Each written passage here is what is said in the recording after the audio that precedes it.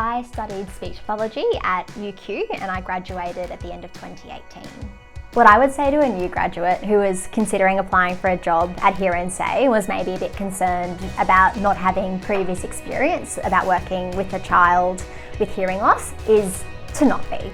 I completely understand why you are, but at Hear and Say we're really fortunate to have lots of support through team leader meetings.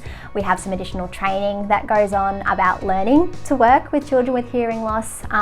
We have a really great team that's always chatting, supporting each other, clinical meetings with a bigger group to problem solve, bring case discussions, talk about new assessments or therapy ideas. And then we also, if we think beyond that, have a great audiology team as well who bring a whole nother perspective and even more support. So there's lots of opportunities for learning and lots of opportunities for support as well. Yes, every child has a hearing loss, but you're working on skills, speech, language, listening, cognition. You're monitoring fine motor, gross motor, social skills, which are things that you'd be working with in any paediatric population. It's just in a specific context of hearing loss, but you still develop all those generalist skills that you need if you then wanted to go and do something else, or if you just want to develop those skills anyway, because it's the same goals, you just have to think about it in the context of hearing loss, and if the child has appropriate technology, or is there something that we need to change to support that element to achieve those goals.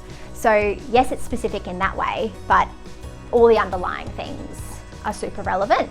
But it was also really exciting to me to do something a little bit different and a bit more specific. I really love that I get to work really closely with our audiology team. One of the most special parts of being at Hear and Say is when there's a switch on. So that's when a child who was either born profoundly deaf or their hearing has progressed and dropped and they need a cochlear implant rather than a hearing aid get switched on to sound. What I then love and what I've appreciated probably more since I've been working here longer is then that's when our job really kicks in, is that you get to be that person to work with that family, not just cochlear implants, but all of our kids once they're amplified, to help them develop their speech and language skill, to be that person to support the family in teaching the child to develop those skills. And these families have chosen a spoken language outcome because that's what they want for their child, and it's just really magical to be part of that process and see that development.